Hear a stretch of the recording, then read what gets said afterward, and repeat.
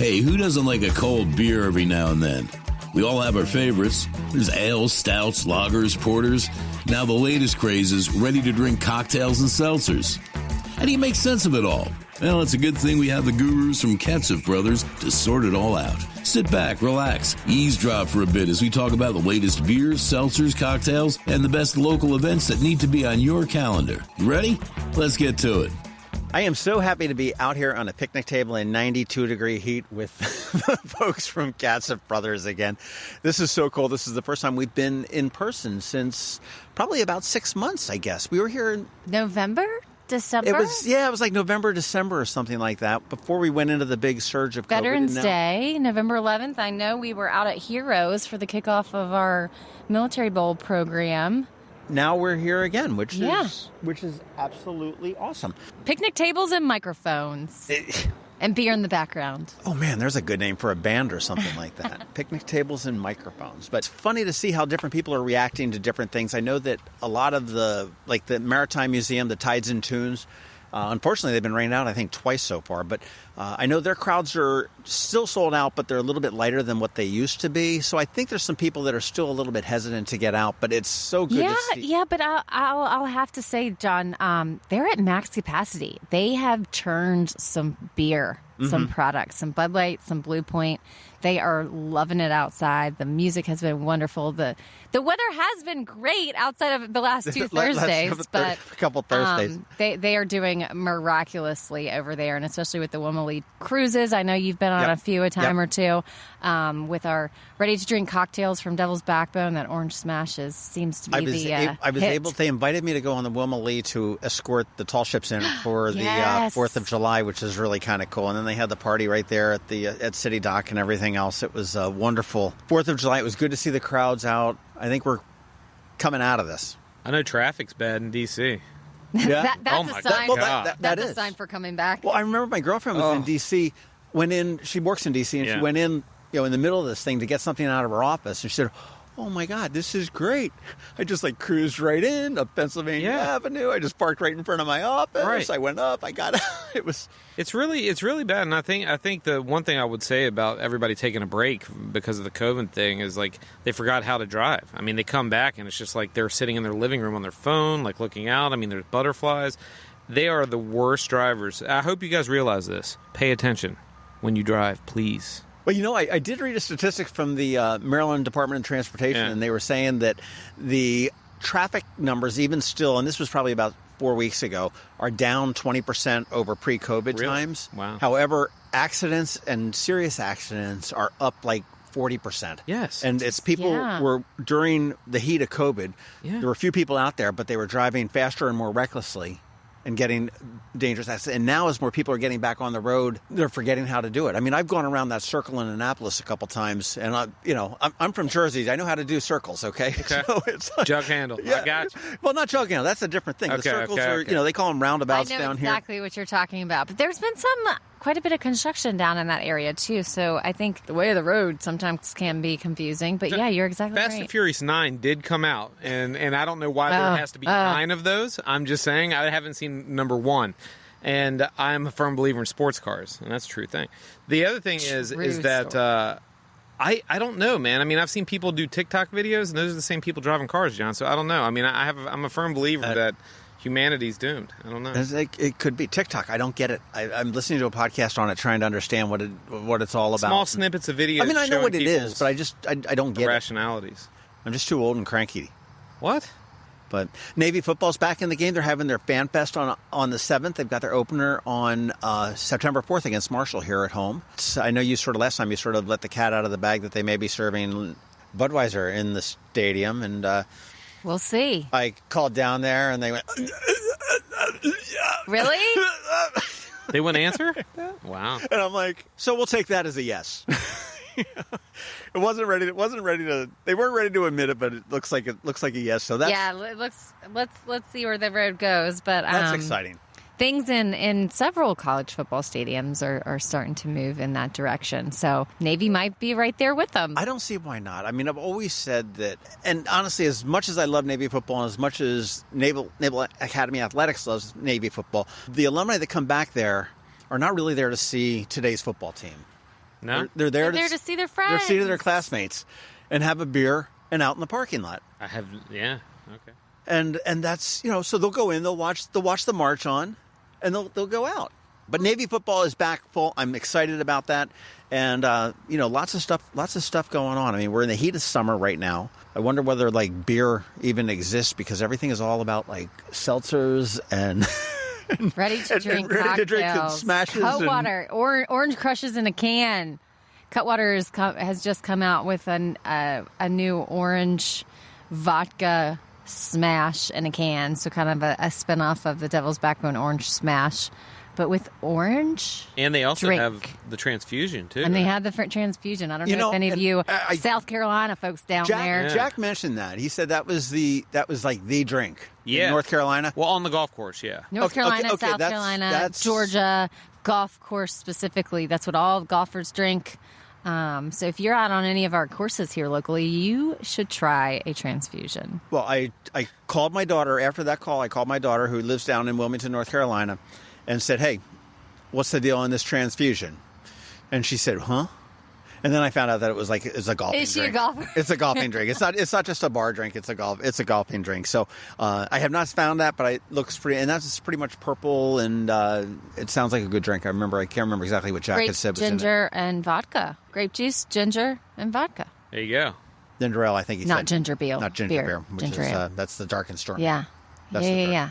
So what's going on with Cutwater and Devil's Backbone? I mean, the Devil's Backbone still killing the smashes? They're absolutely in fuego. They're on fire. They do so well with that. Yeah, I mean, I think this area, we're the number one selling market in the entire eastern seaboard with the Devil's Backbone RTDs, aren't we? Well, that makes sense because I believe so. I didn't think we you're right on invent that number. The Crush? Which this is Ocean City, wasn't it? A bar in Ocean City that invented the Crush. Yeah. Not going to remember. Sorry, guys. Too bad Rob's not on this podcast. He would remember. Fagers? Nope. Secrets? Nope. Was it Secrets? Those are the only two I know. I've never been to Ocean City. Hold on. I've got my handy dandy phone Never. right here. I'm going to You've Google. never been to Ocean City, Maryland? No. Now it's a point of pride. Well, golly. I came close about a decade ago. To go to Ocean City. You know, it's not right up the road. Yeah. The first Orange Crush was made in 1995 at Harborside Bar and Grill, a waterside spot in West Ocean City, rather. So when you're coming down the west part through Ocean City, there's that little canal right there. That's where Harborside is, and that's where it started. I hope that bartender is getting royalties or something. I wonder if is that Wikipedia that you just looked up? It looks like a Baltimore Sun article. Okay, well, June 6, 2017. I trust it. It's fine. The history of the Orange Crush, Delmarva. Same story right here, guys. So it makes sense that they're on fire, though, because, I mean, we're sort of like the birthplace. Here's a weird point. It was created in the fall of 1995, not in the heat of the summer, in the fall. Because in the fall is when oranges are good? Well, yeah. Oh. Look, it's 12 o'clock somewhere, okay, Cassie? The way that the world works is that we're in summer and then someone else is in winter. And then, no, I'm kidding, all kidding. But I will say that... He's edumacating. I'm edumacating. No, I would say, though, honestly, did you ever see the episode of Curb Your Enthusiasm where the guy said he was the inventor of the Cobb salad? And then the guy, they started doing research on it, and he ended up not being the inventor of the Cobb salad, and it was a whole thing. That's why I ask, because is this true? Is this true? But Well, it's it true. was invented in Maryland. The Devil's Backbone Orange Smash Yes. RTD drink. There is, in fact, vodka and fresh squeezed orange juice in that smash, and it is loaded with alcohol. It's pretty high ABV, so smash those oranges. 10%? Devil's Backbone. 10%? 12. 10. And you say Cutwater's getting into it too, right? Yes, although theirs has a different take on it. It's not the fresh squeezed orange. It is an orange drink type vodka smash. So I have not tried it yet. I really want to try the pina colada. That's also new from Cutwater. Mm-hmm. Very anxious to try that, but I haven't tried either one of those yet. But we'll see. Cutwater's doing it great with all the other flavors. I'm sure they'll keep that trail rolling. Those two really seem to have hit it out of the ballpark. I mean, because it's all you see in Bay Ridge Wine and Spirits when I go in there. I mean, they're just huge presence there. I mean, they're flying out the doors there. That's sure. Anything new in the beer world? I know we're in August now. I mean, we're not. We're in July. This is where Bill is really. I mean, ciders are going to be coming back again fairly soon. Yeah, it's been interesting, because with the seltzers kind of being the leader in the category right now, some stuff has, taken a back seat, but they're actually coming back with a vengeance. And one of the things I'm seeing is innovation with the craft industry. Some of the craft brands that I've seen just really take off. We have some new stuff in, but they almost have a take on mixed drinks in a way. So one of them is the Raspberry Lime Ricky that is in from Smutty Nose, which is a very interesting one. So low ABV, though. You're looking at about 4.5. And then we just got in the Ring King Pineapple IPA. So that's another interesting one. And then, speaking of pina coladas, I know that Abita just came out with one called the Lounging Iguanas. It's a pina colada IPA. So a lot of interesting innovation out there. They're really mixing a lot of flavors up Yeah. there. I mean, it's. To be honest with you, some of the combinations and the names are don't sound appealing. Yeah. I mean, pina colada and IPA, it just doesn't seem like it goes, but it sounds interesting enough to give it a shot. Well, if you like pina coladas and getting caught in the rain, John, that's right. the perfect beer. But I'm not into yoga, so that's or health food. Or health food. Yeah. But I've got half a brain, so we'll see. There we go. That was his one of his Two? No, he had another one about a telephone. Did he? Yeah, Rupert Holmes. It was Rupert. I think it was Rupert Holmes. Rupert Holmes. Yeah, the Pina Colada song. We're going off on a different tangent, but he and Warren Zevon are like two of my I can go off on Warren Zevon.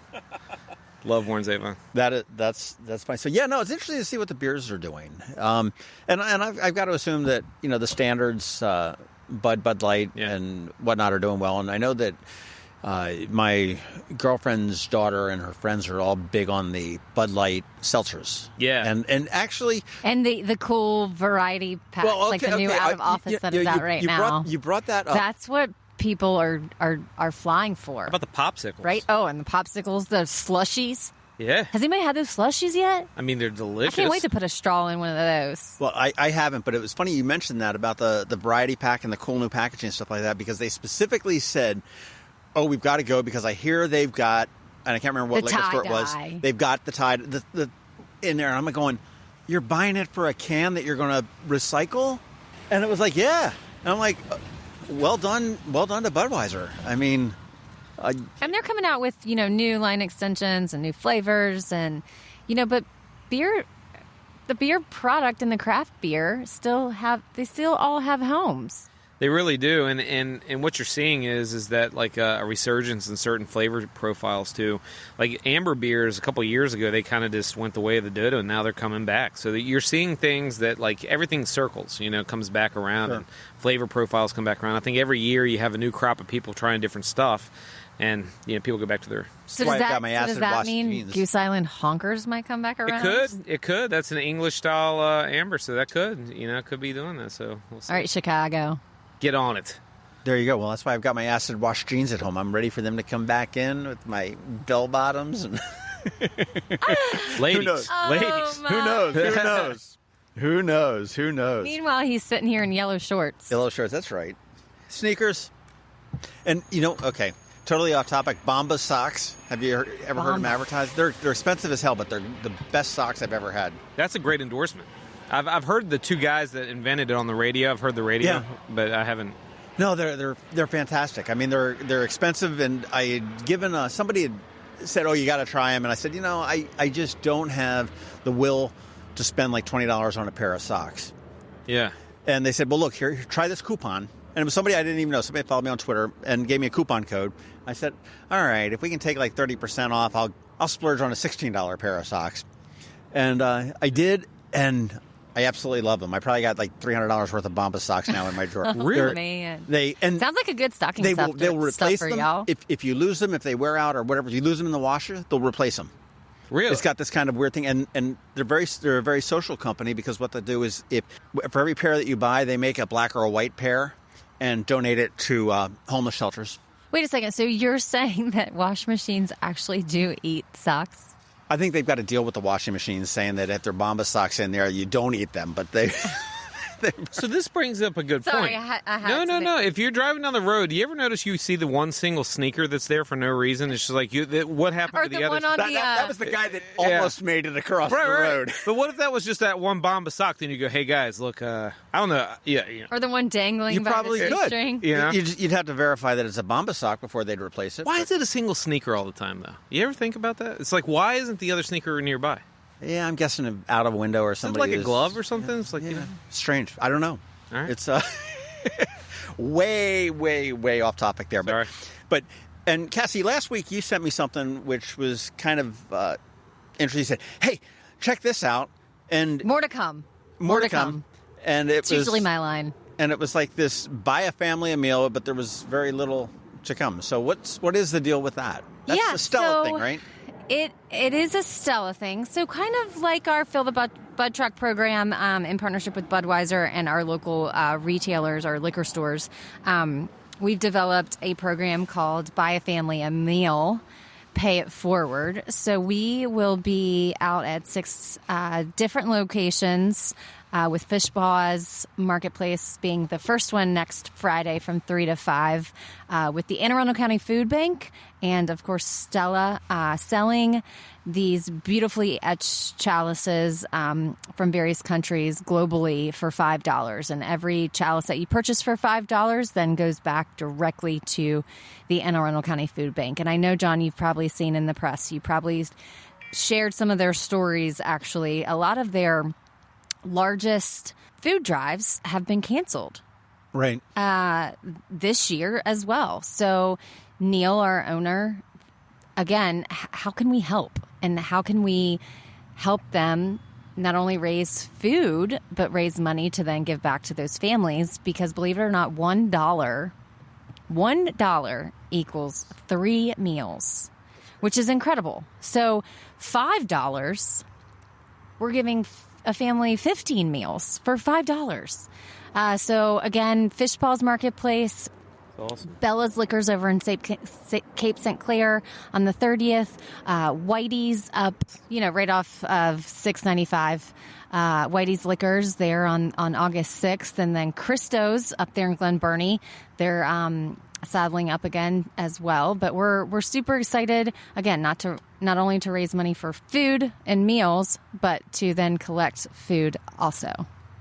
I have to tell you. Right, Bill? Are you excited?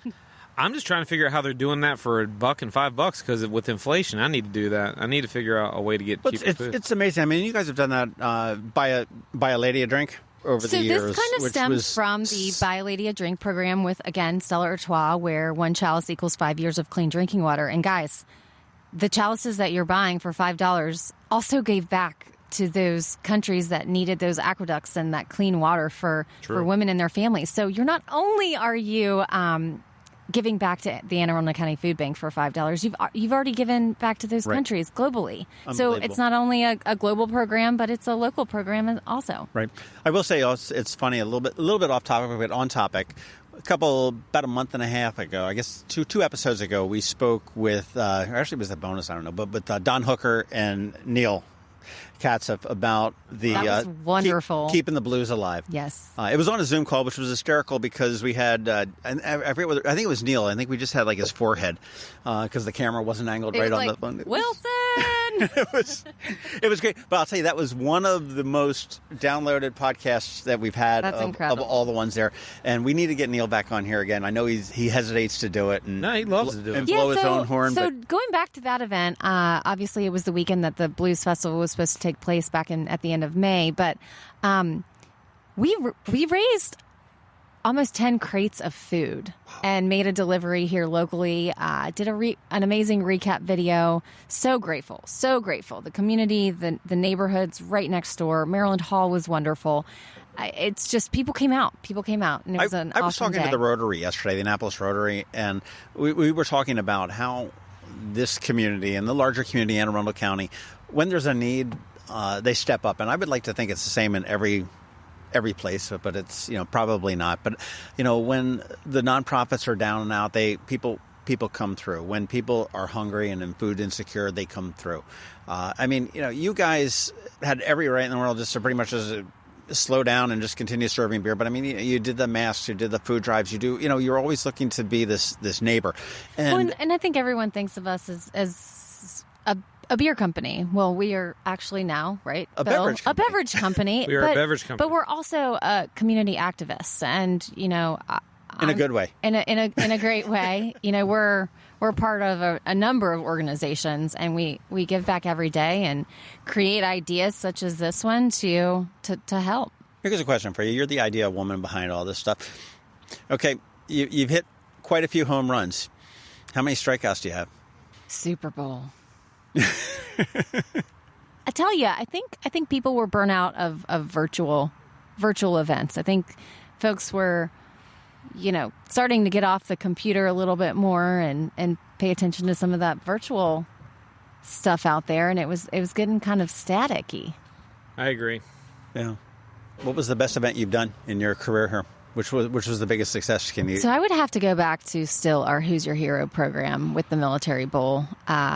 It's been going on for 7 years now, and some of the stories about not only veterans but grandparents and brothers and mothers and nurses, firefighters. Yeah, before you run that again, I need to buy stock in like Kleenex, to read the stories that are just really tear at your heart.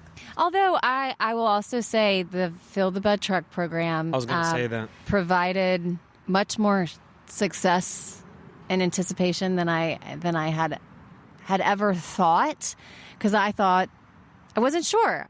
Maybe people were exhausted. It was right around the holiday, Right. They were just tired. We had been doing it for a year. Who would step up and give? But they did. We've rolled the truck through and got nationally recognized from the brewer, which was pretty incredible. This community over here in Annapolis is pretty special, really. I mean, people. That's coming from a Virginia guy. I'm a Virginia guy. I have no allegiance to Northern Virginia, quite frankly. But I will say that, and I'm from Bowie originally, so it's fun. But I was going to say that, it is a special community around here, really. I mean, people do come together, and you can see that. They pull together. Right. It's really nice, actually. You mentioned Who's Your Hero, and then I know we're probably going to do that again this year as the Military Bowl is back here in Annapolis, and that sort of goes along with that is the Clydesdales. Are they coming back again this year? Do we know? We're trying. Do you want me to let that big cat out of the bag? Well, I mean, no. So we're no, trying. No, we're we're like 99% there. It's a staple for the bowl. There are 6 hitches in, I think, right? 6 across the country. Yeah. So this one covers the entire East Coast. So I mean, there's so a they lot of travel demand quite a for bit. them. Exactly, and there's bowl games I'm everywhere. having a birthday party that weekend. I'm going to try to get them. So you're going up against me to see whether we can get the Clydesdales. Yeah, so we're starting those conversations with the bowl team and plan to do some activations in West Annapolis again, the parade, and I'm 99% sure those beautiful, big-hoofed, majestic horses will be in our area again. Now, speaking of getting tired of virtual, and as creative and fun as the video was that you did last year for the virtual Military Bowl, I give props to John for that one. It stunk. It was just not the same. That's Lane certainly loved doing it. Lane is one of the Hitch crewmen who was the star of that little clip, and he got quite a bit of action on his Facebook. His family back home in Indiana loved it. Well, there's nothing better than and I don't like to get up at like 5 a.m. or something like that. But when the horses arrive and they're taking them out of the trailers, and a lot of times there's some fog, or I was going to say there's just fog coming off off the of water. Vigo Alley, and it's just smoke. One year there was a moon, big haze. It was great. Yeah, those are some of the best pictures too. Absolutely. So, I imagine we're going to have some surprises for Navy football and probably maybe Ravens football, some things going on as we move into the fall. So everybody wants to keep their eye out for that. And more events. Things are popping up here and there and everywhere, and people are ready to and bring back some fun. On the shopping list is Pina Colada and Vodka Smash from Cutwater. What else? As far as summer beers and stuff like that? On your shopping list. Oh, gosh. I see. The problem with me is I like all types of sour beers and stuff like that. So there's really cool ones out there. Like we distribute a brand in DC called Peabody Heights, which is out of Baltimore. Mm-hmm. They got a beer called a Socia, which is it's a Jamaican style goza. So it's a Jamaican style Leipzig sour beer from Germany. I don't know. It's pretty good though. It's a tropical flavor to it. It's pretty good. So there's they also came out with another one from that brewery called the Astro Dino, which is an awesome beer. They have a beer called the Astrodon, which is named after the first dinosaur they found indigenous to Maryland. It's a hazy IPA, and this is kind of... I thought that was Barbara Mikulski. Wow. Wow. We got political in 2 seconds right there. But anyways, but the Astrodina it's a lighter version of that, so pretty cool. And so those are what I'm all about right now. That's out of Peabody Heights? Yeah. The great brewery. Are you guys doing a lot of small breweries now? Are you adding a lot more the your portfolios? Not necessarily. I mean, we do have some local. We have some hyper regional ones that, depending on the distributorship. We have one in DC that's literally about 1.5 miles from the warehouse. It's called Red Bear that we do. So they're super local and stuff like that. But yeah, I mean, regional mostly, and some hyper local. Very nice. Yeah. And then Devil's Backbone's got their smashes. They're still going, and they're coming out with some little smashes too that aren't as high. What are they, in little shot alcohol? Glasses? No, they're slim cans. So it'll be a slim line, and the blueberry lemonade little smash. And the slim is that marketing to the female audience? I would say both. Or is it? Definitely. It's funny that you as you talked about, you morphed from a beer distributor into a beverage company. And it's very similar to, unfortunately, that's not happening this year, but Kegs and Corks, how that evolved. It used to be just a wine festival on the Eastern Shore. And I remember Ashley and Sharon telling me it was like, we got tired of hearing from the guys, oh, geez, another damn wine festival.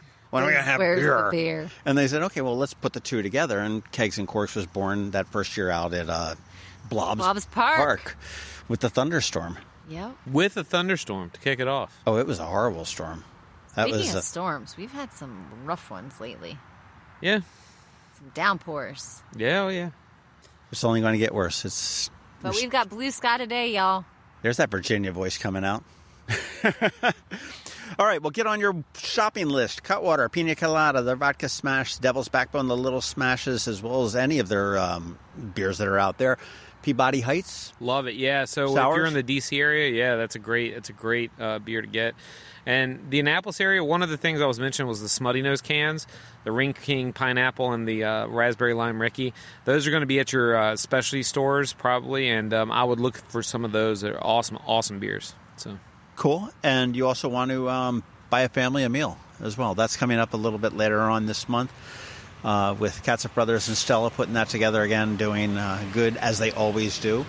Hey, we ought to do a podcast at a football game because you guys have seats right there. We should do that and get everybody up there. And that would be great. I like that the would be angle. great. Actually, we should do it on the Folds of Honor night, which will be on November 20th. November 20th? We could do that. Cassie Mabry, Bill Catron, thank you very much. It's a wonderful day. Great to see everybody here again in the fresh air, in the sunshine.